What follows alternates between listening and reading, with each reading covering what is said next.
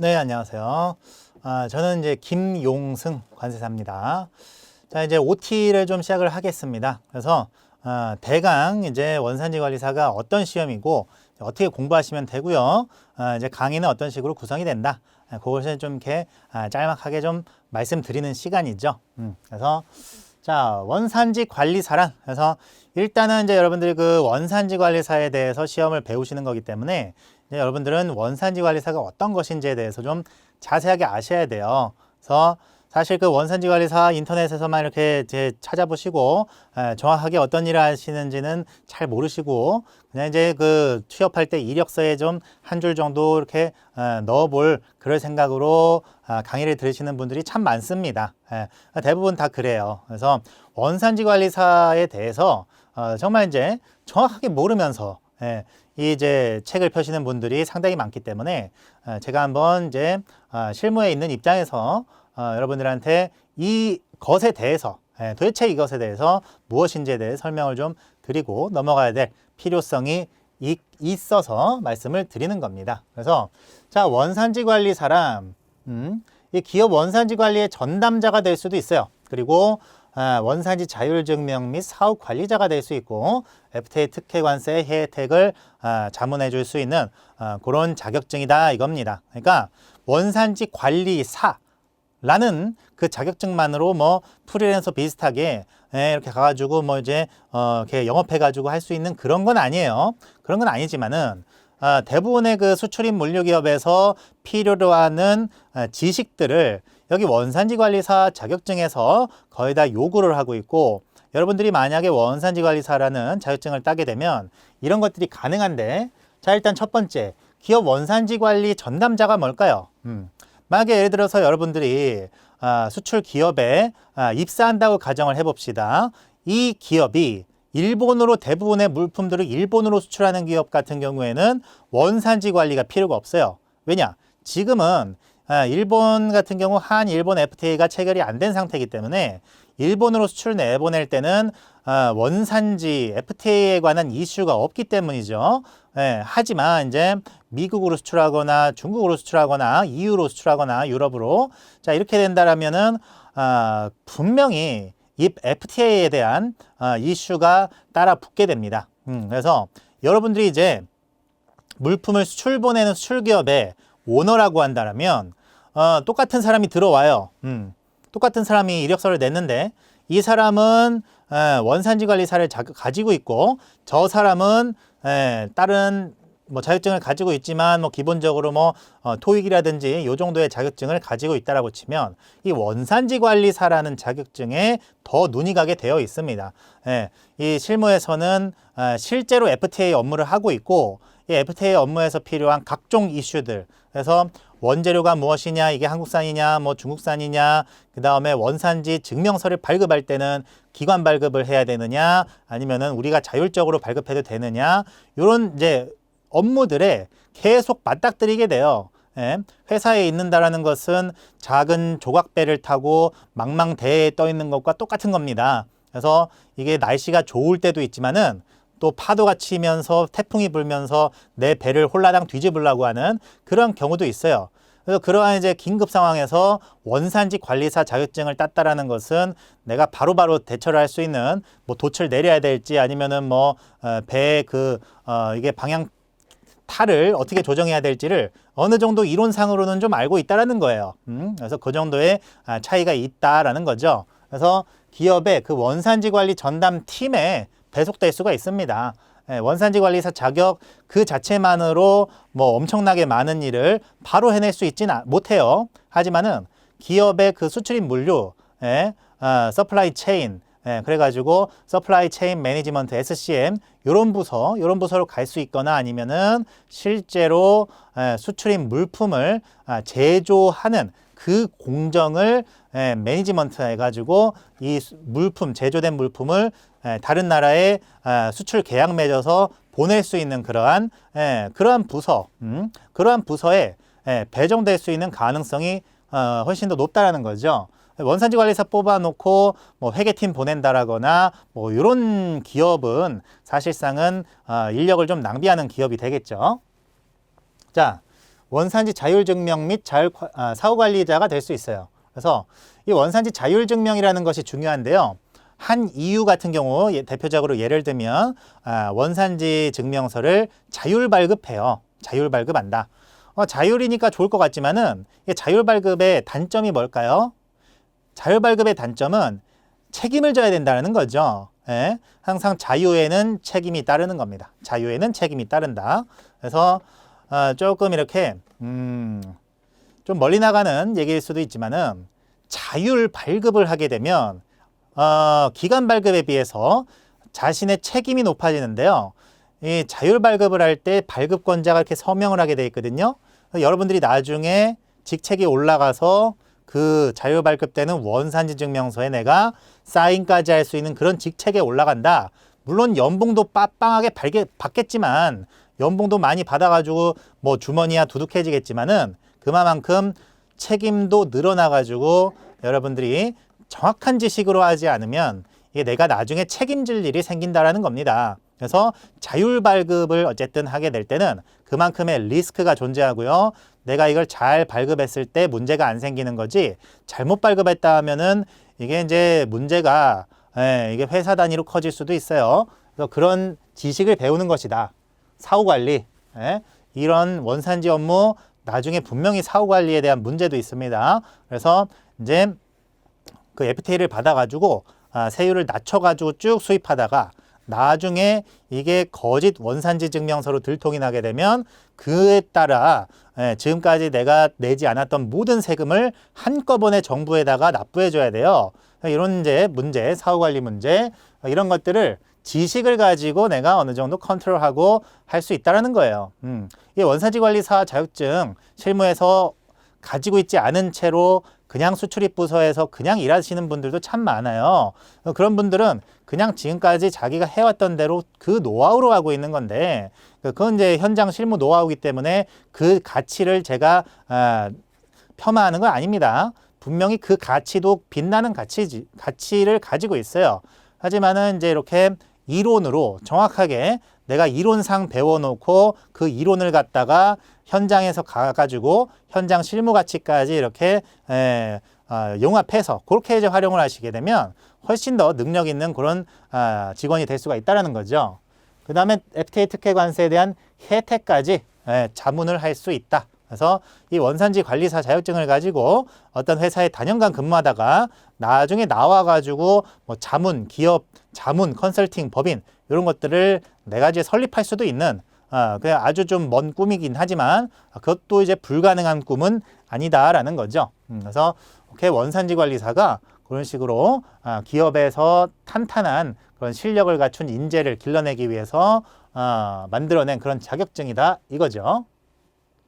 수요처를 한번 보시면 뭐 대기업에서도 뭐 구매부라든가 해외 영업 전략부라든가 생산 경영부, 뭐 ERP 시스템 관리 이런 부분에서 전부 다 수요처가 있습니다. 우리나라의 대부분의 기업들은 대부분 다 무역업체라고 보면 돼요. 그러니까 물품을 생산하는 업체도 그 생산한 물품을 우리나라에만 납품하는 업체는 거의 없어요. 외국에도 납품을 하고 전 세계적으로 달러를 벌어들이기 위해서 많이 그렇게 노력을 하고 있기 때문에 대부분의 대기업이 다 수요처가 되시겠다. 물론 취업률 자체는 바닥을 치고 있죠. 물론 취업률 자체가 낮아서 그런 거지 그 취업률을 뚫고 나서 조금이라도 내가 경쟁력을 갖추기 위한 그런 이제 방편, 그 방편으로 활용을 할 수 있다는 뜻입니다. 자, 무역 및 물류회사. 그래서 AEO 인증, 원산지 리스크 관리, 뭐 원산지 증명서 발급 및 관리, 무역이나 물류회사에서는 아주 굉장한 자격증이 맞습니다. 그래서 원산지 관리사 자격증이 특히나 이게 따기가 그렇게까지 만만한 자격증은 아니에요.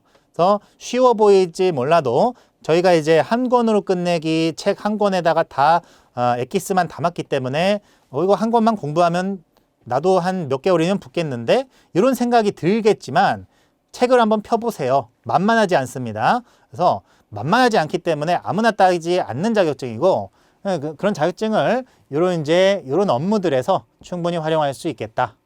자, 그 다음에 협회 및 공공기관에 보시면 회원사 및 중소기업의 지원, 이제 FTA 활용 전략 기획. 특히나 우리나라 같은 경우에는 FTA 국제원산지정보원 이런 공기업이 있습니다. 또 이제 이런 공기업에서는 이 원산지관리사 자격증을 갖다가 할 수 있는 업무가 대부분이에요. 그래서 그런 이제 공기업에서 공적인 업무를 하면서 또 나라에도 보탬이 되고 애국심도 좀 고취할 수 있고 그렇게 보람찬 그런 직장 생활을 할 수도 있는 거죠. 자, 시험에 대해서 좀 설명을 드리면 국제원산지정보원이죠. 시행기관이. 자, 응시 자격은 제한이 없어요. 시험 시간은 120분. 자, 출제 형태는 과목별 25문제로 총 100문항 4과목 나오고요. 객관식 사지선다형, 오지가 아니라 사지선다기 때문에 조금 그래도 풀만합니다. 합격 기준은 자, 요게 좀 중요한데요. 100점 만점 기준 40점 이상, 그 다음에 평균 점수가 60점 이상. 그러니까 지금 이제 여기가 이제 100점, 빵점이라고 하면 커트라인 40점 이상은 모든 과목에서 기본적으로는 채워 주셔야 돼요. 그래서 커트라인 40점은 모든 과목에서 기본이 채워져야 된다. 어느 한 과목이라도 40점 밑으로 내려간다 하면 이거는 그 자체로서 불합격입니다. 그래서 뭐 여러분들이 뭐 이제 결혼하면서 배우자를 본다고 할 때도 이게 과목이 있지 않습니까? 과목이. 그래서 외모, 키, 돈, 직업, 뭐 학력 이런 식으로 과목이 있는데 여러분들 대부분이 나름의 커트라인이 있단 말이에요. 나름의 커트라인이. 그래서 나는 외모는 최소한 요 정도는 돼야 돼. 나름의 기준으로. 그래서 이게 다른 게 아무리 좋아도 이게 안 되면은 안 돼. 이런 식으로 이제 생각을 하는 거랑 비슷합니다. 비슷해요. 그래서 나머지가 아무리 100점 막 이렇게 올라가도 얘가 떨어져 버리면 한 과목이라도 그러면은 꽈락인 거죠. 이거를 꽈락이라고 합니다. 꽈락 점수 40점은 면해야 되고 평균을 냈을 때 60점이 채워져야 돼요. 그러면 합격이죠. 그래서 일단 40점만 다 넘는다고 해가지고 합격은 아니고 이렇게 어느 한 과목에서는 80점, 어느 한 과목에서는 65점, 어느 한 과목에서는 70점, 어느 한 과목에서는 또한 80점 요 정도 해가지고 60이라는 커트라인을 딱 평균으로 넘어갔을 때 이때 합격의 기쁨이 우리한테 오는 겁니다. 자, 시험 일정은 이제 대충 5월이나 9월 정도에 예정이 돼 있어요. 근데 이제 이게 사정에 따라 조금씩 바뀔 수 있지만은 그렇게 이제 참고만 하시기 바라겠습니다. 참고만. 자, 시험 구성을 보시면 1과목은 FTA 협정 및 법령. 완전 법과목이죠. 1과목이. 그 다음에 2과목은 품목 분류 실무, 3과목이 원산지 결정 기준, 4과목이 수출입 통관 실무예요. 그래서 저 같은 경우에는 이제 1과목과 3과목을 가르치게 됩니다. 자, 1과목을 보시면 FTA란 뭐다? 개요가 나오죠. Free Trade Agreement. 그래서 한미 FTA다 하면은 한국과 미국 둘 사이에 물품이 왔다 갔다 하면서 이 물품의 관세를 낮춰주는 그런 게 FTA로서 FTA를 하게 되면 자연스럽게 미국 물품이 우리나라로 쏟아져 들어오겠죠. 또 자연스럽게 우리나라 물품이 미국으로 수출될 때 수출 경쟁력이 늘어나겠죠. 이렇게 국가 간의 외교적인 어떤 그런 이제 무역 장벽을 해소하려는 목적으로 하는 것이 FTA다. 그래서 그 총칙과 원산지는 어떻게 증명하느냐. 인증 수출자라는 것도 있어요. 그다음에 원산지 조사. 이 원산지 조사도 상당히 중요하죠. 그래서 우리나라에서 수출됐다고 해가지고 무조건 우리나라 한국산임을 증명하는 원산지 증명서를 끊어서 미국으로 보내줬는데 이 물품이 알고 보니까는 중국에서 거의 제조되고 한국에서는 그냥 포장만 했더라. 이렇게 될 수도 있는 겁니다. 그런 거 다 원산지 조사에서 걸리게 돼 있어요. 그래서 그런 것들을 배우시고 원산지 사전심사, 협정관세 적용 제한, 권리구제, 법규 위반 제재 이렇게 실행 법규 위주로 여러분들이 배우시게 돼요. 자, 대학교 때 법 과목을 공부를 안 해보신 분들은 처음에 좀 버거우실 수 있어요. 그러니까 수영을 아예 안 하다가 안 하다가 그냥 물속에 풍덩 빠져들어가는 거랑 비슷한 그런 상황이죠. 그래서 아무 준비 없이 이 법의 바다로 풍덩 빠지게 되면 정말 이렇게 헤어나오기 힘들어요. 법이라는 것은 한 장의 그 한 줄의 문장 속에도 엄청난 데이터가 함축되어 있는 그러한 문장 구성이 되어 있습니다. 우리 같은 경우에는 예를 들어 가지고 뭐 어제 그 난 지리산 등산해서 아주 재밌고 뭐 이제 풍경도 예뻤어, 아름다웠어, 뭐 요 정도로 대화를 하잖아요. 일반적으로는. 그 대화 안에서의 실질적인 데이터는 딱 뭐가 있습니까? 어제 지리산 갔어. 요 두 가지 아니겠습니까? 예뻤어, 뭐 힘들었어, 그래도 잘 올라갔어. 이런 것들은 주관적인 그런 표현이고 감정적인 표현이기 때문에 법에는 그런 것들을 싹 빼버리는 거예요. 싹 빼버리고 기름기 쪽 빼고 오로지 그 엑기스만을 담은 게 법입니다. 그래서 그거를 이제 법적으로 표현을 해보게 되면 어제는 이제 어제라고 표현을 안 하겠죠. 몇 년, 몇 월, 며칠, 그 다음에 지리산 몇 미터까지 갔는지, 그 다음에 이제 몇 미터까지 가는 과정에서 나는 무엇을 했는지, 그래서 다음 나의 어떤 도구, 나의 도구는 다음과 같다 해가지고 그 밑에 뭐 이제 가방, 그 다음에 식수, 뭐 그 다음에 운동화 해서 쭉 나열이 되겠죠. 그런 식으로 이제 나와 있는 게 법이다 보니까는 이게 100% 데이터예요. 100% 데이터. 그래서 아주 짧은 문장이지만 그것을 공부하고 암기하기는 쉬운 일이 아닙니다. 그래서 이 법 과목을 공부하려면은 조금 힘든 과정을 좀 거쳐야 됩니다. 그래서 제가 인식의 5단계, 어떤 그 외국 교수가 이제 논문을 쓴 그 인식의 5단계를 제가 빌어가지고 좀 설명을 드리는데, 1단계는 이제 무의식적 무지로, 내가 이제 모르는 것도 모르는 상태다. 그래서 대부분의 사람들이 모르는 것도 모르는 채로 살아간다 이거죠. 그래서 내가 모르는 것을 아는 것이 아는 것이다. 철학자가 그렇게 얘기하기도 했는데, 모르는 것도 모르는 게 무의식적 무지예요. 그 다음에 의식적인 무지. 이거는 이제 내가 모르는 거는 아는 상태죠. 그래서 처음엔 여기서부터 시작을 하겠죠. 자, 의식적인 유능. 그래서 내가 이제 공부를 하고 노력을 기울이면 내가 이제 의식적으로는 할 수 있다라는 겁니다. 그래서 이제 자동차도 처음 초보 운전들은 그냥 핸들 돌리고 기어 바꾸고 엑셀 밟고 브레이크 밟고 요 정도를 의식으로 해야 돼요. 간단한 거지만. 그래서 신경을 곤두세우고 운전하기 때문에 처음에 핸들을 요렇게 잡죠, 요렇게. 근데 조금 운전이 좀 익숙해지면 핸들을 그냥 요렇게 잡고 한 손으로 이렇게 잡고 운전을 하잖아요. 그래서 처음에 초보 운전 단계가 의식적 유능이죠. 나중에 이제 무의식적 유능으로 가는 거죠. 그래서 내가 굳이 신경을 곤두세우지 않아도 차를 운전할 수 있어. 요 정도 단계고요. 여러분들은 여기까지 가야 돼요. 여기까지 가야만 이게 가능합니다. 이게 가능해요. 왜냐면 60점 이상 나오는 것도 이게 쉽지 않은 거예요. 어려운 거예요. 이게 이제 원산지관리사 문제 유형을 패턴을 보면 난이도가 상, 중, 하로 좀 나눌 수 있는데 한 25문제 중에 정말 어려운 문제가 5문제 정도 돼요. 정말 쉬운 문제도 5문제 정도 되고 풀어야 되는 문제가 20문제, 15문제 정도 됩니다. 그래서 이 15문제를 얘로 풀던가 얘로 풀던가 해야 되는 거예요. 근데 지금 무의식적 유능 단계로 가면은 뭐 이제 난이도 하짜리 문제는 뭐 몇 초 만에 풀겠죠? 난이도 중짜리 문제도 뭐 어느 정도 풀어요. 근데 난이도 상짜리 문제는 사실 이거는 건드리지도 못합니다. 웬만한 수험생들이. 그러니까 이제 틀리라고 내는 문제니까 100점 맞게 할 수는 없잖아요.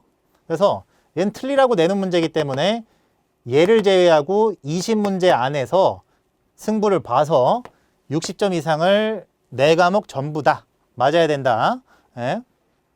그래서 여러분들은 대부분 조금 어려운 내용은 이렇게 풀고 좀 쉬운 내용 같다 하면은 요렇게 풀어야 돼요. 그래서 그 푸는 방식, 푸는 어떤 요령, 푸는 어떤 포인트는 제가 집어줄 겁니다. 그래서 이제 책을 보시면 아시겠지만은 강사들이 포인트를 집어준다라고 많이 후기에 써 있을 거예요. 그래서 포인트를 집어드려야지 여러분들은 이 법이라는 그런 법이라는 그 바다에서 내가 헤엄칠 수 있는 그런 길은 좀 찾는다 이거예요.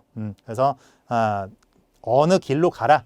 요 정도는 강사인 제가 알려드리겠습니다. 자, 그 다음에 이제 타인 전파. 나중에 내가 이제 강사도 한다. 그러면 타인 전파까지도 가능한다 이거죠. 여기까지 갈 필요는 없겠죠. 예. 자, 학습 중요 순위는 일단은 특례법의 총칙이 2장에 나옵니다. 제일 중요해요. 제일 중요하면서도 제일 어렵습니다. 어쨌든 2장이 가장 중요하고 3장 원산지 증명제도 이게 중요하고 나머지는 다 중요도로서는 다 비슷비슷해요. 그러니까는 얘가 제일 중요하기 때문에 얘를 한 4-5강 정도를 배정을 해가지고 제가 아주 자세하게 뜯어 드리겠습니다. 자세하게 여러분들한테 해체해가지고 전달 드리겠습니다. 요거. 자, 강의의 특징. 그래서 시험에 나오는 핵심 포인트 위주로 공략한다.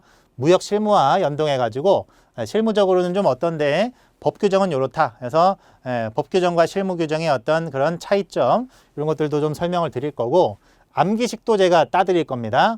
여러분들이 이제 암기식 만드는 것도 어렵잖아요. 근데 귀찮고 강사가 암기식 만들어주면 그냥 그대로 활용하면 되는 거죠. 문제풀이 강의까지 나중에 있어요. 그리고 참고적으로 우리 그 책의 마지막 부록 쪽에 보시면 또 협정별 FTA로 표가 또 자세하게 잘 정리가 되어 있습니다. 시험장 들어가기 전에 딱 그것만 보고 들어가는 거예요. 시험장 들어가기 전에 저 책 다 보고 들어가는 거 아닙니다. 그래서 그렇게 여러분들의 어떤 정리에 소요되는 노력과 시간을 많이 줄여드리고자 이렇게 이제 책도 그렇고 강의도 그렇고 그렇게 이제 다 구성이 되어 있으니까 믿고 따라오시면 되겠습니다. 그래서 1과목 OT를 마치고요.